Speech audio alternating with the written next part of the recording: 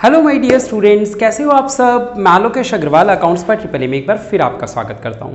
दोस्तों, आज हम लोग इनकम टैक्स का सबसे बेहतरीन, सबसे बड़ा चैप्टर, सबसे बड़ा टॉपिक कवर करने जा रहे हैं, जिसका नाम है असेसमेंट ऑफ इंडिविजुअल। यानी कि पूरी की पूरी जो टैक्सेशन पढ़ाई जाती है, उस टैक्स को पढ़ाने का मकसद क्या होता है कि सरकार को इनकम टैक्स कैलकुलेट करके बताया जा सके कि सर हमारा इतना इनकम टैक्स बन रहा है, ये आप ले लो। तो अभी तक जो हमने पढ़े वो 5 हेड्स ऑफ इनकम थे, यानी इनकम इतनी है, टैक्स की बात नहीं करी थी, इनकम इतनी है। फिर हमने डिडक्शंस की बात करी कि सर छूट इतनी मिल जाती है। हमने सेट ऑफ की बात करी कि सर एक लॉस को दूसरे इनकम में से कैसे सॉर्ट ऑफ किया जा सकता है। लेकिन एक बार भी ये बात नहीं करी कि टैक्स कितना देना है सरकार को। ये बात कर ली कि इस वैल्यू पे टैक्स लगेगा, ये नहीं देखा कि टैक्स देना कितना है। तो ये जो चैप्टर है ये वही है कि फाइनली सरकार को टैक्स देना कितना है, वो टैक्स लायबिलिटी कैलकुलेट करने का टॉपिक है। ठीक है, इसी को बोलते हैं असेसमेंट। असेसमेंट का मतलब कैलकुलेट करना कह सकते हो आप लोग, असेस करना यानी कैलकुलेट करना कह सकते हो। बेटा, इस चैप्टर के बिल्कुल पहले ही पेज पे एक इंग्लिश में नोट दे रखा है। उस नोट के अंदर कुछ बात कही हुई है, आप लोग चाहें तो यहाँ पे देख सकते हैं। बिल्कुल पहले ही पेज पे इंग्लिश मीडियम में एक पैराग्राफ लिखा हुआ है, और इस पैराग्राफ की जो लास्ट लाइन है, आप शुरुआत की मैं लाइनें पढ़ के बताता हूँ क्या लिखा है। The student must have knowledge of the following questions to compute the tax on individual. यानी ये चैप्टर करने के लिए आप लोगों को इन सवालों का जवाब पता होना जरूरी है। जो सवाल पूछने जा रहा है, क्या पूछ रहा है वो कह रहा है how to compute the income of different heads. पहली बात तो आपको यह पता होना चाहिए कि पांचों हेड्स पे क्या क्या रूल लगते हैं, ठीक है, उनमें कंप्यूटेशन कैसे होती है। दूसरी बात, विच डिडक्शंस आर अवेलेबल। डिडक्शन का जो चैप्टर थे 80C से 80U के, वो डिडक्शन कौन कौन सी अवेलेबल होती है। तीसरी बात, how to set off the losses. अगर किसी हेड में कोई लॉस आ जाए तो वो दूसरे से कैसे सेट ऑफ होगा, वो वाला चैप्टर आना चाहिए। Which income are exempted from tax. आपको यह पता होना चाहिए कि कौन सी इनकम पे टैक्स लगता ही नहीं है, कहीं पता चले आप उसे भी जोड़ दो तो आपको एग्जेम्प्टेड इनकम्स कौन सी होती है, यह भी पता होनी चाहिए। By which rate the tax will be calculated. Tax का रेट कौन सा लगेगा, वो रेट भी आपको पता होना चाहिए। और यही रेट्स नहीं है जो देख रहे हो, यहां के लिए भी एक अलग से पूरा चार्ट बनने वाला है रेट्स का। वो मैं आप लोगों को नेक्स्ट क्लास में बताऊंगा कि सरकार क्या कहती है कि 2.5 लाख से 5 लाख पे कितना टैक्स होता है, 5 लाख से ऊपर क्या टैक्स होता है। जब आपने 12th में इकोनॉमिक्स पढ़ी होगी, वहां पे सुना होगा इंडिया में प्रोग्रेसिव टैक्स का जो सिस्टम है, पॉवर्टी को रिमूव करने के लिए कौन सा होता है, आप लोगों ने इंडियन इकोनॉमी में पढ़ा होगा। तो वहां पे बताया जाता है प्रोग्रेसिव टैक्स रेट है इंडिया में, यानी जो ज्यादा कमाता है उससे टैक्स ज्यादा लिया जाता है, ऐसा कुछ है। तो खैर नेक्स्ट क्लास में चार्ट बताऊंगा टैक्स रेट का।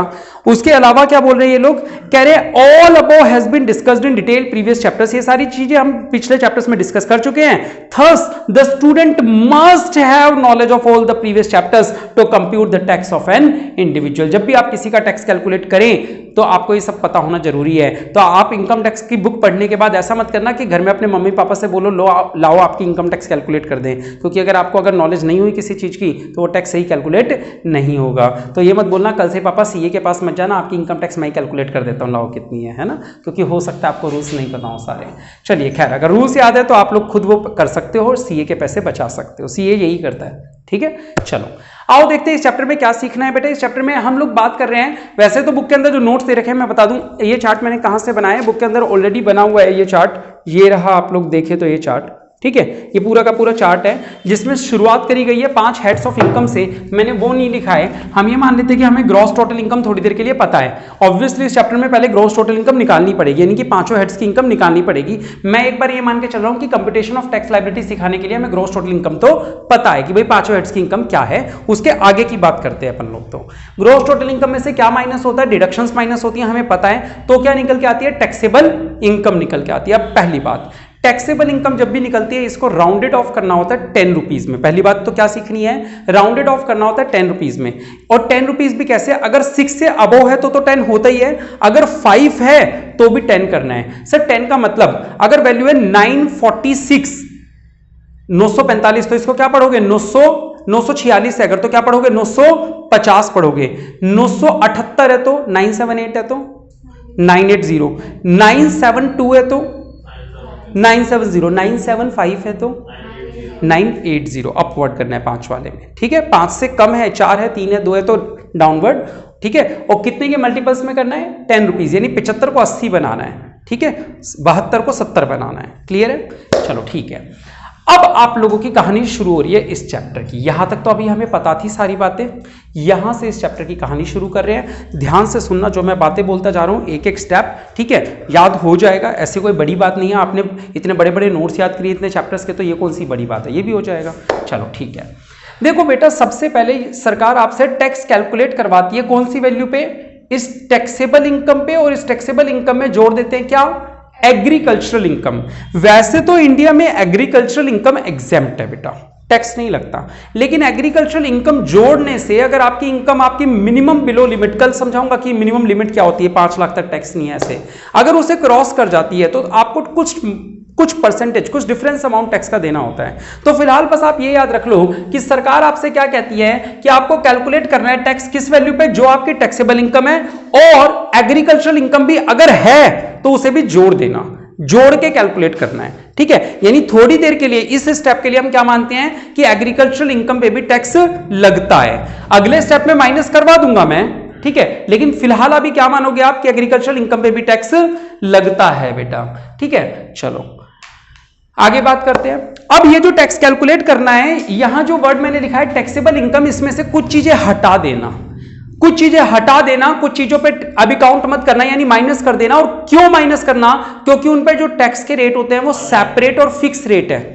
जैसे कि लॉन्ग टर्म कैपिटल गेन हटा देना, मैंने ऑल लिख दिया। ऑल का मतलब चाहे वो शेयर्स वाला हो चाहे बिना शेयर्स वाला हो, ठीक है। लॉन्ग टर्म कैपिटल कोई सा भी हो गेन, उसे अभी मत रखना, यानी कि इसमें कैलकुलेट करते समय एक बार साइड हटा देना लॉन्ग टर्म कैपिटल गेन को, क्योंकि जब लॉन्ग टर्म कैपिटल गेन पे कैलकुलेट करना होगा तो उसका एक अलग से रेट है, कितना, 20%, ठीक है। लॉन्ग टर्म कैपिटल गेन पे अगर इंडेक्सेशन बेनिफिट नहीं लिया जाता तो रेट कितना है, 10%। जब मैंने एलटीसीजी का चैप्टर पढ़ाया था वहां पे आप देखना, वहां नोट्स में हमने लिखा हुआ है कि इंडेक्सेशन बेनिफिट नोट टेकन तो 10% का रेट होता है। हमने एक सवाल भी किया था जिसमें उसको 2 बार सॉल्व किया था सवाल को, कि अगर इंडेक्सेशन का बेनिफिट ले ले तो उसका फायदा होगा, इंडेक्सेशन का बेनिफिट ना ले तो फायदा होगा। घर जाके आज ढूंढना मिलेगा आप लोगों को। तो लॉन्ग टर्म कैपिटल गेन पे टैक्स का रेट कितना है, स्ट्रेट फॉरवर्ड 20%। इसलिए लॉन्ग टर्म कैपिटल गेन को यहां कैलकुलेट करते समय काउंट नहीं करते, माइनस कर देते हैं यहां पे इस गेन को, क्योंकि उस गेन पे अलग से कैलकुलेट हो जाता है कितना परसेंट, 20%। अगर इंडेक्सेशन का बेनिफिट ना लिया हो तो कितना कवर होगा, रेट 10%, ठीक है। और लॉन्ग टर्म कैपिटल गेन एक और भी होता है जो आपको याद होगा, 1 फरवरी 18 वाला जो टॉपिक था शेयर्स वाला, अंडर सेक्शन 112A जिसको हम बोलते थे, याद आ रहा है। तो 112A पे हमने वहां पे पढ़ा था 10% का रेट है, लेकिन कब है, अगर वो जो गेन है वो 1 लाख से ज्यादा हो। आज खोल के देखना 112A वाले नोट्स, तो 112A वाले नोट्स में आपको दिख जाएगा कि 10% का रेट होता है, और वो भी कब लगता है, अगर 10 लाख से 1 लाख से टैक्सेबल इनकम ज्यादा है, ये लॉन्ग टर्म कैपिटल गेन। तो जितना ज्यादा है, जैसे 1,20,000 है तो 20,000 का 10% लगेगा। तो मुद्दा ये है, 5 मिनट बैठ जाओ। लॉन्ग टर्म कैपिटल गेन पे टैक्स लगता है कितना सर, 3 अलग अलग रेट्स हैं। नॉर्मल जो लॉन्ग टर्म कैपिटल गेन होता है उस पे 20%, अगर आपने इंडेक्सेशन का बेनिफिट नहीं लिया तो 10%, और जो लॉन्ग टर्म कैपिटल गेन होता है 112A वाला सर, उस पे कितना लगता है, 10%, लेकिन उस पे तभी लगता है अगर आपका गेन जो है वो 1 लाख रुपए से ज्यादा हो तो ही। तो 3 बातें समझ में आ गई। In long term capital gain को क्यों हटाया यहां से, क्योंकि सर इस पे एक अलग रेट से टैक्स लेना था।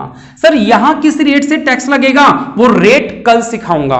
ये जो स्लैब होती है ना, स्लैब 5 लाख से ऊपर 10%, 5 लाख से 10 लाख पे इतना %, वो कल सिखाऊंगा। तो यहां की जो टैक्स रेट है वो अभी हमने डिस्कस नहीं करी है।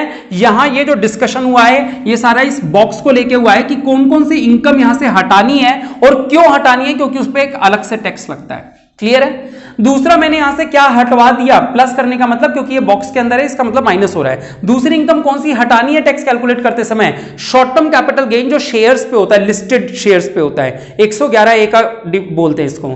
कभी भी शेयर्स पे शॉर्ट टर्म कैपिटल गेन मिले तो उसको आप यही मानना 111A वाला ही है वो, ठीक है। तो इसको भी क्यों हटा देते हैं हम साइड में, क्योंकि सर इस पे भी अलग से टैक्स रेट लगता है। कितना लगता है शॉर्ट टर्म वाले पे, 15% बेटा, 15% लगता है, ठीक है। तो हमने क्या क्या याद किया सर, जब ऊपर वाला टैक्स रेट में निकालेंगे तो उसमें एग्रीकल्चरल इनकम जोड़ेंगे, एग्रीकल्चरल इनकम जोड़ के कुछ इनकम माइनस करेंगे। कौन कौन सी माइनस करेंगे सर, लॉन्ग टर्म तो कोई सी भी हो माइनस ही कर देना, कोई सी भी हो। क्यों सर, क्योंकि नीचे लॉन्ग टर्म कैपिटल गेन पे अलग से टैक्स लगता है। लॉन्ग टर्म पे 20% का रेट है, अगर इंडेक्सेशन का बेनिफिट ना लिया हो तो केवल 10% का रेट है, और अगर long term capital gain 112A वाला हो तो 10% का रेट है, लेकिन 1 लाख से ज्यादा होने पर। ठीक है, short term capital gain minus कर दो। शॉर्ट टर्म कैपिटल गेन कौन से वाला? केवल शेयर्स वाला। जब भी शेयर्स पे long term capital gain, short term capital gain होता है उसे 111 वाला बोलते हैं। ठीक है, ये 111 किसके लिए होता है? केवल शेयर्स वालों के लिए होता है, बाकी किसी भी चीज पे नहीं होता। तो शॉर्ट टर्म कैपिटल गेन पे रेट का परसेंटेज का रेट क्या है? 15% है।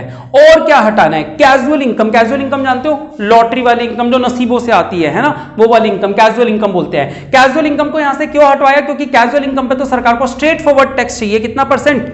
30%। ठीक है, अच्छा, कैजुअल इनकम पे डिडक्शंस भी नहीं मिलती है, याद रखना है ना, जीटीआई में से डिडक्शंस नहीं मिलती, इन पे भी नहीं मिलती, एलटीसीजीस पे, एसटीसीजीस पे।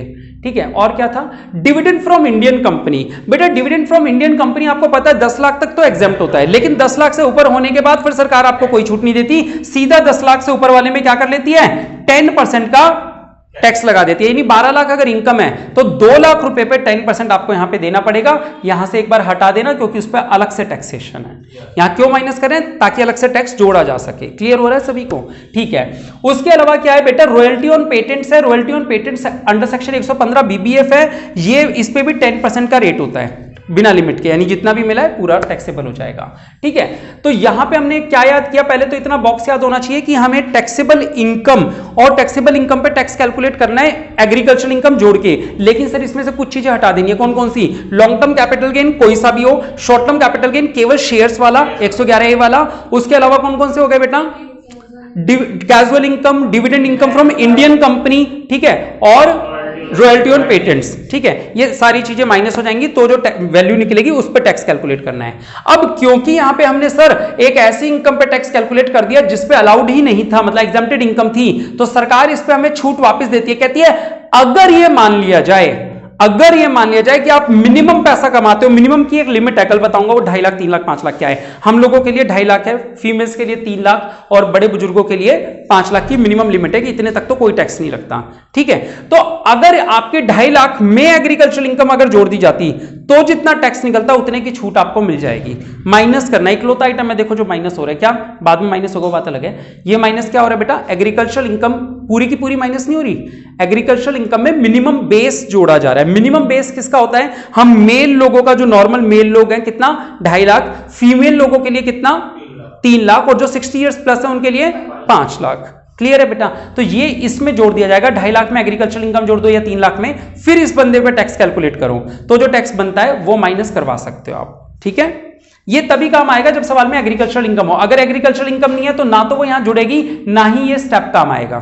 ये स्टेप कब काम आना है? अगर सवाल में एग्रीकल्चरल इनकम है, 1 या 2 सवालों में काम आएगी, ज्यादा काम नहीं आएगी। डन। तो फिलहाल यहां पे हमारा टैक्स निकल चुका है। अब क्योंकि हमने ये चीजें माइनस करी थी तो इन सब पे टैक्स जोड़ना किसी पे भी ऊपर नीचे कर सकते हो, कोई दिक्कत नहीं है बेटा। यहां पे कोई भी चीज ऊपर नीचे हो सकती है लेकिन बाकी चीजें चेंज नहीं हो सकती। जैसे इसके बाद यही आएगा, दूसरी चीज नहीं आ सकती, इसके बाद यही आएगा, इन सब के टोटल के बाद यही आएगा, इसके बाद यही आएगा, ये चीजें ऊपर नीचे नहीं हो सकती। हाँ, ये जो मैंने काम किया है इनमें से कोई भी चीज ऐसे ऊपर नीचे कर सकते हो, लेकिन आप लोग करना नहीं, आप ऐसे ही ऑर्डर में रखना जैसे है। ठीक है, इसको याद रख लो क्योंकि देखो जहां ये टेबल है बुक में उसके नीचे भी एक पॉइंट नंबर 1 लिखा हुआ है। ये पॉइंट नंबर 1 देखो, टेबल के खत्म होते ही नीचे सबसे पहला पॉइंट क्या लिखा हुआ है? Student should compute taxable income and tax liability of individual in above order only. आपको इसी ऑर्डर में करना है, otherwise it will not be a correct solution. ठीक है, तो आप लोग क्या करोगे? इसी ऑर्डर में अरेंज करोगे इसको। ठीक है, चलो आगे देखते हैं। हमने डिस्कस कर लिया कि कैजुअल इनकम पे लगता है 30%, जैसे कि लॉटरी वगैरह। Long term capital gain discuss हो गया, शॉर्ट टर्म हो गया, लॉन्ग टर्म 10% वाला हो गया अगर बेनिफिट ना लिया हो तो, ये वाला 10% हो गया। डिविडेंड इनकम पे कितना लगता है? 10%, 10 लाख से ऊपर वाली पे, और रॉयल्टी पे 10% पे। ठीक है, ये हो गया तो अमाउंट ऑफ टैक्स आ जाती है। अब सरकार ने एक अच्छी चीज लाई, ये कब के समय की बात थी? शायद जेटली के टाइम की बात है। सरकार एक सेक्शन लेके आई, रिबेट अंडर सेक्शन 87A, और सरकार ने कहा कि वैसे तो 2.5 लाख की लिमिट है, 2.5 लाख से ऊपर होते ही टैक्स लगना चालू हो जाता है, 5% का रेट है। लेकिन अगर आपकी टोटल इनकम, यानी ये जो ग्रॉस टोटल इनकम थी, टैक्सेबल इनकम थी ना, ये अगर 5 लाख से ज्यादा नहीं है, ठीक है, ये अगर 5 लाख से कम है तो जितना भी टैक्स आपका बनता है सारा माफ है। और अगर ये 5 लाख 1 रुपया भी हो गई, 5 लाख 1 रुपया भी हो गई, तो जो भी टैक्स बनता है सारा दे देना। अगर आपकी इनकम 4,99,999 है तो टैक्स माफ है, 0 दो। लेकिन अगर 5,01,000 रुपया भी है तो 12,500 के करीब का टैक्स बनता है बंदे का, तो दो। यानी अगर आपने 2 रुपए ज्यादा कमा लिए तो सरकार को 12,500 दो। ठीक है, ये शायद मैंने आप लोगों ने जब टैक्स पढ़ना चालू किया था, बिल्कुल शुरुआत के दिनों में आप लोगों को बात बताई थी, जब बच्चे आए नहीं थे, सारे 1-2 बच्चे आते थे, उस टाइम मैंने बताई थी कि इंडिया का टैक्स सिस्टम कैसा है। अगर आप 4,99,999 रुपए कमा रहे हो तो सरकार आपसे कहेगी 0 टैक्स दो। अगर आप 5,01,000 रुपए का सिक्का और ले रहे हो तो सरकार आपसे कहेगी 12,500 रुपए हमें दे दो। 12,500 क्या है? 5 लाख कमा रहा है ना, 2 रुपए ज्यादा कमाने की वजह से आपको सरकार को 12,500 रुपए देने पड़ जाएंगे। हाँ, तो एग्जाम्पल दे रहा हूँ, मतलब मैं, है ना, 2 रुपए ज्यादा कमाने की वजह से सरकार को 12,500 देने पड़ जाते हैं। खैर, ये सब होने के बाद में ये लिमिट रिबेट किस में मिलती है? Under section 87A। सेक्शन याद रखना है, अगर, और ये कब मिलेगी? टैक्सेबल इनकम जब 5 लाख से कम हो तभी मिलेगी, अदरवाइज नहीं मिलेगी। ठीक है, उसके बाद सरकार सरचार्ज लेती है। जैसा कि थोड़ी देर पहले मैं बोला था, यहाँ पे इंडिया में प्रोग्रेसिव टैक्स सिस्टम है, जो ज्यादा कमाता है उसे ज्यादा टैक्स लगता है। ठीक है, बस 5 मिनट की बात है ना। तो क्या होगा यहाँ पे बेटा? सरचार्ज और लगाती है सरकार, कहती है टैक्स तो तुमसे ले लिया, अब टैक्स पे टैक्स और दो। कितना परसेंट? कहते हैं अगर आपकी टैक्सेबल इनकम 50 लाख से ज्यादा थी, 50 लाख से ज्यादा, तो आप 10% और टैक्स दो, हमें 10% और दो। अगर आप 1 करोड़ से ज्यादा कमाते हो तो हमें 15% और दो। अगर आप 2 करोड़ से ज्यादा कमाते हो, ये 2 करोड़ से ज्यादा है, तो आप 25% टैक्स और दो। नहीं, टैक्स का 25%, सरचार्ज जो होता है वो टैक्स पे कैलकुलेट होता है, यानी इस वैल्यू का 25%। और अगर आपकी इनकम 5 करोड़ से भी ज्यादा है तो आप इस वैल्यू का 37% और दो हमें। ठीक है, सरचार्ज क्या होता है? टैक्स पे कैलकुलेट हुआ टैक्स। और इतना ही नहीं, कहते हैं ये सब तो हो गया, इसके बाद हर बंदे को हेल्थ एंड एजुकेशन सेस देना है। कितना?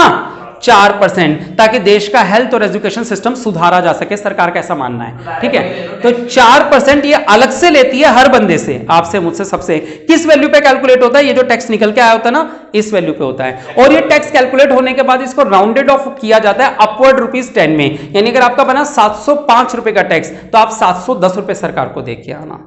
ठीक है, 704 बना तो 700 ही दे देना। डन। तो ये था हमारा टैक्स का टॉपिक। कल हम बात करेंगे कि इंडिया में जो टैक्स रेट सिस्टम है, वो टैक्स रेट पे क्या वैल्यूज है, क्या परसेंटेज है, उसके बारे में नेक्स्ट क्लास में चर्चा करेंगे, और सवालों को भी उसी दिन शुरू करेंगे। आज के लिए इतना ही। कैसे रही क्लास? लाइक और कमेंट करके जरूर बताएं। बहुत बहुत शुक्रिया। जय हिंद, जय भारत।